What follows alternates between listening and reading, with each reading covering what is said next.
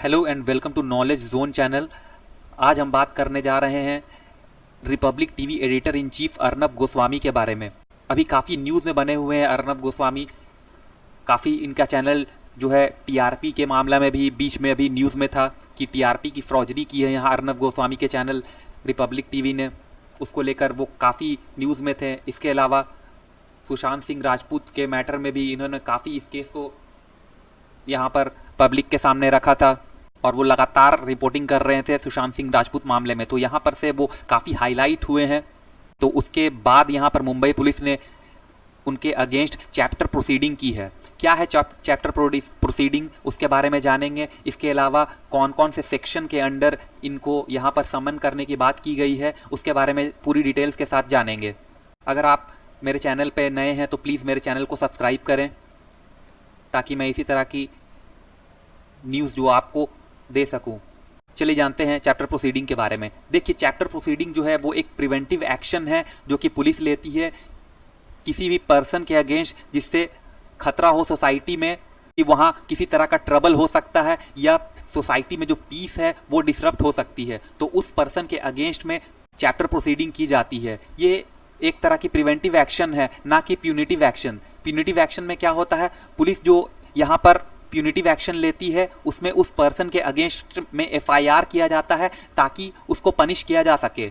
लेकिन chapter proceeding में यहाँ पर प्रिवेंटिव एक्शन लिया जाता है ताकि उसको रोका जा सके कि आगे कोई भी जो हार्मनी है सोसाइटी में वो बिगड़े, उसको रोकने के लिए इस तरह का एक्शन लिया जाता है। यहाँ पे पुलिस जो है उस पर्सन के अगेंस्ट में कोड ऑफ क्रिमिनल प्रोसीजर के अंडर एक नोटिस इशू करती है और अगर वो पर्सन इसमें किसी तरह की बाधा पहुंचाने की कोशिश करता है तो उसके खिलाफ में यहाँ पर एक्शन भी लिया जा सकता है, जिसमें उसको एक फाइन का अमाउंट जो है वो पे करना पड़ सकता है और अगर वो फाइन नहीं देता है तो उसको जेल भी जाना पड़ सकता है। कौन कौन से सेक्शन इसमें यूज करती है पुलिस, किस सेक्शन के अंतर्गत यहाँ पर नोटिस को सर्व किया जाता है उस पर्सन के अगेंस्ट।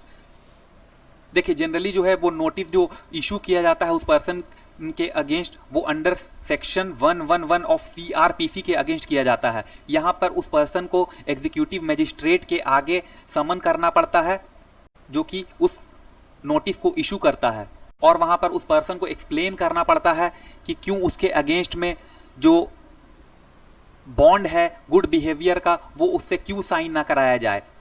देखिए, बॉन्ड ऑफ गुड बिहेवियर जो है वो एक तरह का बॉन्ड होता है जिसमें some amount of money mention होती है कि अगर वो पर्सन उसका बिहेवियर किसी भी तरह से जो सोसाइटी की हार्मनी है उसको डिसरप्ट करता है तो उसको इतना अमाउंट ऑफ फाइन पे करना होगा। तो ये होता है बॉन्ड ऑफ गुड बिहेवियर जो उसको वहां पर साइन करवाने के लिए मजिस्ट्रेट उसको समन करता है। और अगर वो पर्सन किसी भी तरह से अपने आंसर से एग्जीक्यूटिव मजिस्ट्रेट को वहां पर अगर सेटिस्फाई नहीं कर पाता है तो उससे वहां पर उस बॉन्ड को साइन करवाया जाता है और ये जो अमाउंट है जो उस बॉन्ड में मेंशन किया जाता है वो उस पर्सन की फाइनेंशियल कैपेबिलिटी को देख करके किया जाता है। इसके अलावा किस तरह का उसके ऊपर क्राइम है उसको भी देखा जाता है और उसके अकॉर्डिंग वहां पर अमाउंट को सेट किया जाता है। अर्नब गोस्वामी के बारे में अगर बात की जाए कि उनको किस तरह का नोटिस सर्व किया गया है तो यहाँ पर उनको सेक्शन 111 के तहत उनको नोटिस सर्व किया गया है जिसमें उनको बॉन्ड ऑफ गुड बिहेवियर को साइन करना होगा सेक्शन 108 ऑफ सीआरपीसी के तहत। इस सेक्शन में कहा जाता है कि कोई भी पर्सन जो कि ऐसी इंफॉर्मेशन को स्प्रेड करता है जिससे सोसाइटी में डिसरप्शन हो सकता है डिफरेंट कम्युनिटीज और कास्ट के बीच में। यहाँ पर जो ACP हैं वर्ली डिवीजन के, अगर उनके सामने यहाँ पर अर्नब गोस्वामी ने सेटिस्फैक्ट्री आंसर नहीं दिया तो मे भी उनको भी इस तरह का बॉन्ड साइन करना पड़ सकता है जिसमें अबाउट 10 लाख तक का फाइन उनको देना पड़ सकता है अगर वो इसके कंडीशन को, जो बॉन्ड में जो कंडीशन मेंशन है, अगर वो उसको ब्रेक करता है। तो चैप्टर प्रोसीडिंग की अगर बात की जाए तो ये कोई एक लीगल टर्म नहीं है, यानी कि वो किसी कानून की किताब में ऐसा कोई टर्म मेंशन नहीं है कि ये चैप्टर प्रोसीडिंग है, बल्कि ये एक बोलचाल की भाषा में इस वर्ड को यूज किया जाता है क्योंकि जितने भी क्रिमिनल ऑफेंस वाले जो भी केस होते हैं वो एक सिंगल चैप्टर के अंडर फॉल करते हैं, इसीलिए इसको बोलचाल की भाषा में चैप्टर प्रोसीडिंग कहा जाता है। यहाँ पे मुंबई पुलिस के द्वारा कौन कौन से किस ग्राउंड के अंतर्गत यहाँ पर नोटिस जो है वो अर्नब गोस्वामी को के अगेंस्ट में सर्व की गई है, उसके बारे में जान लेते हैं। सेक्शन 111 के तहत यहाँ पर उनको नोटिस सर्व किया गया है, जिसमें मुंबई पुलिस ने 2 एफआईआर का जिक्र किया है जो कि अर्नब गोस्वामी के अगेंस्ट में इस साल के शुरू में ही रजिस्टर की गई थी।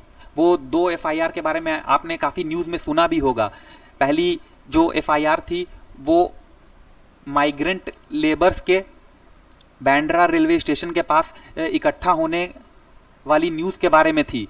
वहां पे आपने सुना होगा कि इसके अलावा जो पाल घर में जो साधुओं की लिंचिंग कर दी गई थी उसके खिलाफ जो यहाँ पर अर्नब गोस्वामी ने जो मिस इन्फॉर्मेशन दी थी उसके अगेंस्ट, उसकी वजह से भी उसके अगेंस्ट में यहाँ पर एफआईआर रजिस्टर की गई थी। यहाँ पे मुंबई पुलिस का कहना है कि यहाँ पर एलिजली यानी कि जानबूझकर इन दोनों मैटर को अर्नब गोस्वामी के चैनल ने कॉम्युनलाइज करने की कोशिश की थी, जिससे कि सोशल हार्मनी डिसरप्ट हो सकती थी। लेकिन यहाँ पर बॉम्बे हाई कोर्ट ने फिर इस पे स्टे लगा दिया था और कहा था कि कोई भी एक्शन नहीं लिया जाए अर्नब गोस्वामी के अगेंस्ट जब तक कि उसकी पिटिशन जो है वो डिस्पोज नहीं हो जाती है। तो ये सारी न्यूज़ थी अर्नब गोस्वामी के बारे में और उसके अगेंस्ट जो चैप्टर प्रोसीडिंग की जा रही है उसके बारे में। होप आपको मेरा लेक्चर पसंद आया होगा। प्लीज़ मेरे चैनल को सब्सक्राइब करें, लाइक करें और शेयर करें। Thank you very much for discussion.